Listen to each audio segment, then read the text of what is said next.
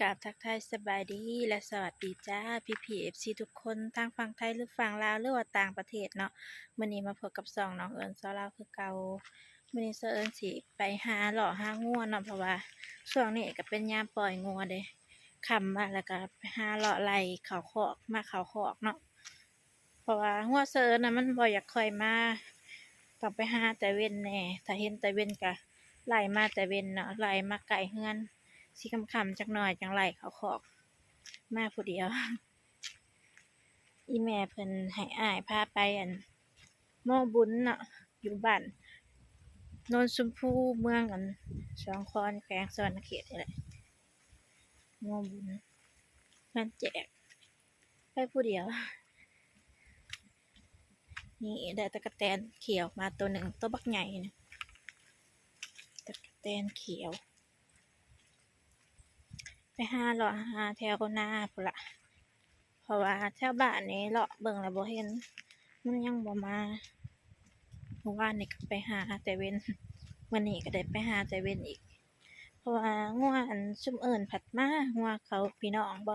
งัวเขาแม่สะร้อยงัวเขาแม่สลัดนี่มาแต่งัวสะเอิ้นน่ะบ่เห็นมาต้องได้ไปหาเพราะว่างัวบ่อยากมาเพราะว่ายามนี้ก็มันหนาวแหน่พี่น้องหนาวแล้วก็งัวก็บ่อยากมาเพิ่นก็อยากหานอนอยู่แถวป่าบ่แถวทุ่งไร่ทุ่งนาเนาะเพราะว่าทุ่งไร่ทุ่งนาผัดเพิ่นได้นอนเพิ่นคือสิอุ่นเนาะเพราะว่าคำมาบ้านผัดเฮาเอาเขาไว้ในคอกแล้วบ่มีเพิ่นให้เพิ่นนอน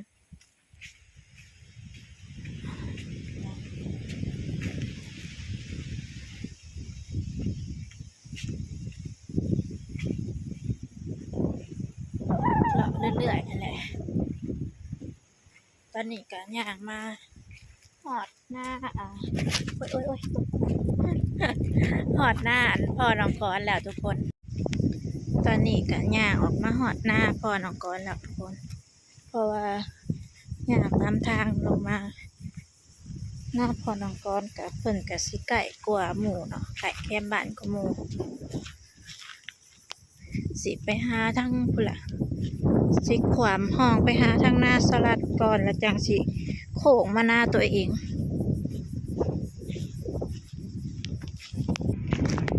บรรยากาศยามนี้ก็สิลมพี่น้องทั้งลมหนาวเนาะเพราะว่าฮอดยามหนาวแล้วทุ่งไร่ทุ่งนากับเป็นเติดเดี๋ยวเขาออกแล้วก็จะต่อเฟืองกันนะเฟืองก่อน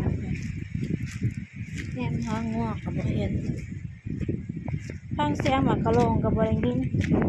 ลมหนักไปอยากได้ยินเสียงหยัง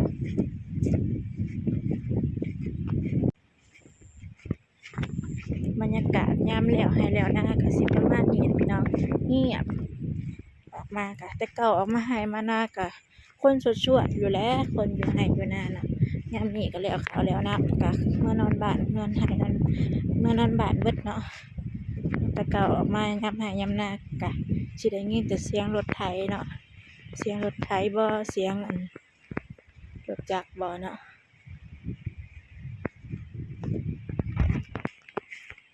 สิขวามห้องไปเบิ่งทางนาสลัด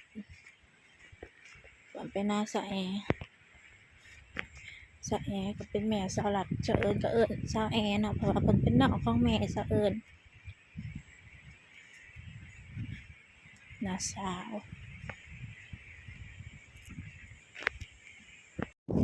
ตอนนี้ก็ขวามห้องมาฮอดนาสลัดแล้ว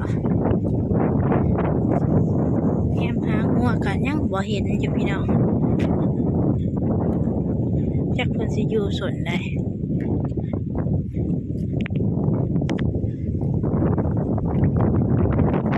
หาก็ฮอดบ่เห็นงัวพอโตสิโค้งกลับไปทางหน้าตัวเองก่อนถ้าบ่เห็นก็บ่ฮู้จักสิไปหาอยู่ไสบ่มีผู้หาซอยเพราะว่าอีแม่ก็อยากไปงานแจกเด้เที่ยงนาสลัดกะบ้าราคาจนเพิ่งมันลมแรงพี่น้องหุ่นเบิดราคาเที่ยงนาเป็นเพิ่งเขาว่ามันยามนี่ยามลมเที่ยงมันภายหยาเด้พี่น้องมันก็เริ่มแบบอยู่ กับบันเที่ยวหน้าสลัดนี่ก็ได้หลายปีแล้วเนาะประมาณ2 ปีนี่แหละ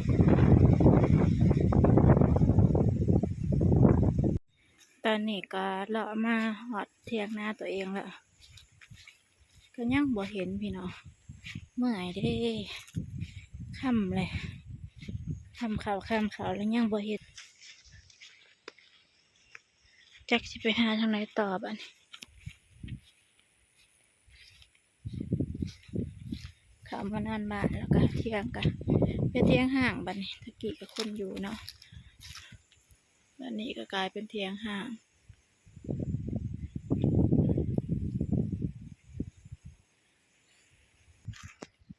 มาหาเลาะแถวนี่ก็บ่เห็นพี่น้องอันนี้ก็สิเป็นทงนาเหือที่สะเอิญกับสะยิงอันไปหาเฮ็ดดูๆนะทุกคนที่ไปหาเฮ็ดบ่อยๆเมื่อยหรอกหางัวแล้วพี่น้องยังบ่เห็นอยู่ทุกคนเลยจักสิไปหาหวังใดบัดนี้บ่ฮู้บอนสิหามาทางหน้าตัวเองก็ยังบ่เห็นอยู่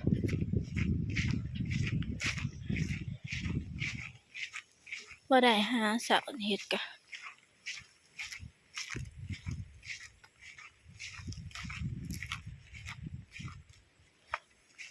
สิย่างเลาะเมื่อบัดนี้บ่เห็นงัวซ้ำจักสิไปหาอยู่ทางใดบัด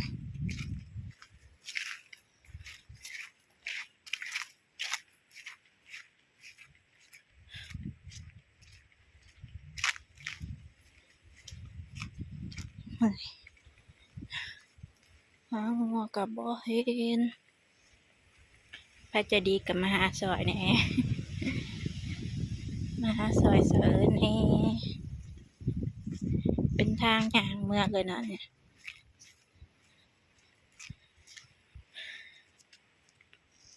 ทางย่างก็สิประมาณนี้แหละทางจับปลาเนาะทางย่างทางรถจักรมาก็ได้ตอนนี้ก็ย่างเลาะขึ้นมาฮอดบ้านแล้วทุกคนก็ยังบ่เห็นงัวอยู่ขึ้นมาฮอดบ้านแล้วก็ยังบ่พองัวอยู่แป๊กเสียงแปรเลยเป็นน้องเนาะน้องมันน้องพาดุดน้องรวมมันที่เขาอันบักเกาะปักตึกปลาตัวบักใหญ่เนาะ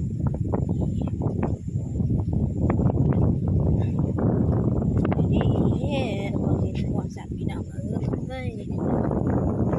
หาซอยเสะเอิญในหัวนี่น้ำน้องเพิ่นกะยังลาอยู่เนาะเพราะว่าพอท่านว่าฮอดอันเดือน4เดือน5ถ้าเดือน4เดือน5นะสิบวกลงแห้งกว่านี้เนาะอันเขียวๆนี่ก็สิเป็นผักอันนะผักหยังวะผักปอดบ่แต่คาตะกี้แล้วมีดอกจอกแลเอารถดุดมาดุดอันเป่งน้ำอันเอาจักมาดูดน้ำออกเนาะช่วงเดือน4ปีแล้วนี่เป่งน้ำเอาจักอันมาดูดน้ำออกแล้วน้ำเพิ่นแห้งแล้วก็เอารถดุดมาดุดอันดอกจอกขึ้นเนาะเพราะว่าดอกจอกมีแลปลาบ่ใหญ่บ่มีปลามาบัดนี้แล้วก็เอาจอกออกเบิดแล้วก็น้ำมาใหม่วางเดือน5เดือน6เนาะแล้วก็เขาอันพี่น้องเพิ่นก็มาซื้อเอาปลาเลี้ยงมาปล่อยแล้วก็ตัวบักใหญ่เห็นเขาบอกเกาะตึกมื้อนั้นใหญ่ไวเนาะเพราะว่าน้องแนวนี้นะเพิ่นสิใหญ่ไวเนาะเพราะน้ำมันก็ใสแน่แล้วก็มีผักปอดเนาะเพิ่นกินผักปอดใหญ่ไวปลาน้องเสอิญก็มันเป็นน้องแบบว่าบ่มีผักหญ้าเนาะมีแต่น้ำละละน้ำน้องละละบ่มีผักหญ้าในน้องเลย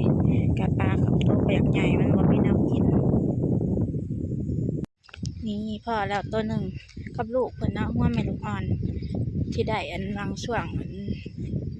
เดือน6เดือน7นี่แหละเพิ่นได้เดือน7เนาะดำนาแล้วเดือน7เดือน8นี่แหละแต่ว่าพ่อแต่เพิ่นกับลูกซุมอื่นน่ะบ่เห็นหัวเสอิญก็บ่หลายดอก10กว่าตัวนี่แหละหาไปหามาน่ะสุดท้ายน่ะมาอยู่ใกล้บ้านพี่ทุกคนงัวน่ะผู้เจ้าน่ะไปเลาะหาอยู่ทงพุมื้อเลาะเมื่อยซื่อๆมาส่องเทื่อแรกน่ะบ่เห็นแถวนี้น่ะแล้วก็เลยได้ออกไปหาอยู่ทง าอยู่นี่เด้อไปหาหมูก่อนไปหาหมูอันเจ้าก่อนไปส่องหาหมูเพิ่นอีกก่อน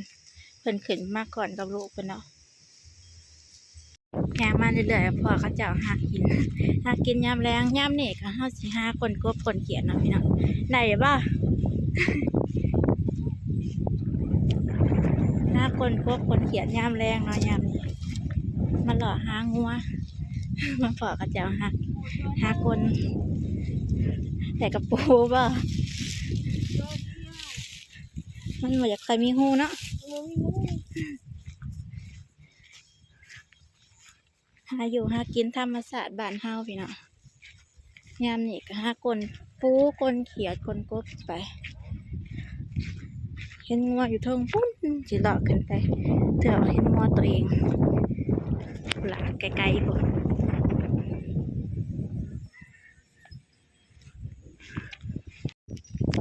แนมเห็นงัวอยู่เทิงแล้วย่างขึ้นมาเบิ่งบ่แม่นจับ เป็นงัวเขาเจ้าบ่แม่นงัวตัวเอง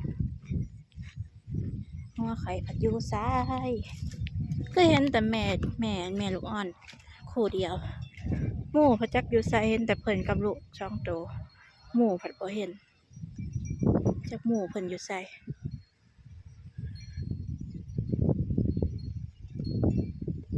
เลาะหาจนเมื่อย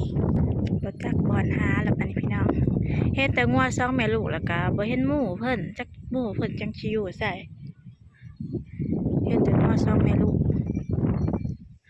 บ่จักบ่อนหาแล้วบัดนี้จักสิเฮ็ดแนวใดสิอันไล่เมื่อก่อนงัวสองแม่ลูกสิไล่เมื่อปลาไว้อยู่คอกก่อนโอ้ยย่างมาว่าสิมามันเอางัวบองอันที่ว่าเห็นไว้เนี่ยหั่นนะงัวอันสองแม่ลูกมาแล้วบ่เห็นจับพี่น้องจักเพิ่นสิพากันไปทางใดจักเพิ่นสิพากันไปทางใดอีกเมื่อยนะยอมแล้วพี่น้องยอมแล้วหางัวนี่บ่เห็นก็สิเป็นวัดเนาะ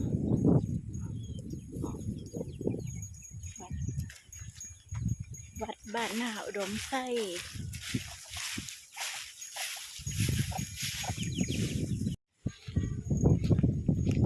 นี่เป็นวัดเนาะนี่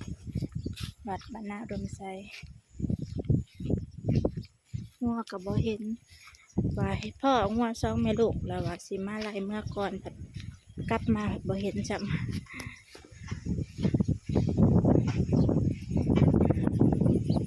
บรรยากาศก็ครึมๆมาเนี่ยบรรยากาศครึมมาแล้วก็ลมคือฝนสิตกนี่แหละแต่อาจสิบ่ตกดอกข้าเจ้ายังเห็ดบ่ทันแล้วอยู่เนาะเสียงคนตอกปังปังปังยังบ่ทันหอดเวลาเลิกเนาะ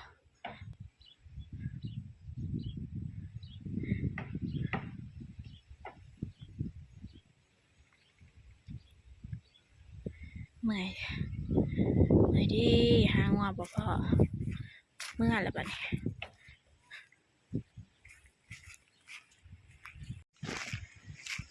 มาเห็นแต่งัวอันสองแม่ลูกเพิ่นเพิ่นมาแล้วโซลาเซลล์หน่อยคือบ่เห็นเพิ่นอยู่บ่องเก่าเพิ่นมาอันไก่สิฮอดเฮือนแล้วก็เห็นแต่งัวสองแม่ลูกเนาะหมู่เพิ่นจักอยู่ไสนี่ลูกเพิ่นได้ตัวเทิกสิเอาเพิ่นเขาขอก่อนเนาะเพราะว่าหมู่ก็จักอยู่ไสเห็นแต่เพิ่นกับลูก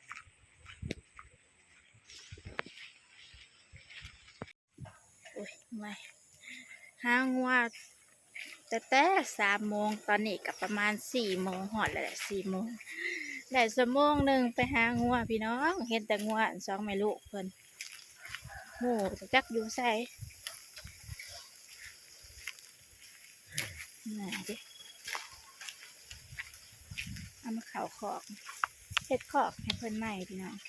ตะกี้กับขอกก็สิอยู่ทั้งในเฮือนพุ่นล่ะและเฮ็ดคูนดินอันบ่องเอื้อยเพิ่นสิปลูกเฮือนแล้วก็มาเฮ็ดบ่อนใหม่จูงเพิ่นเขามาขอก่อนหมู่เนาะขอเพิ่นมาก่อนหมู่กับลูกเพิ่น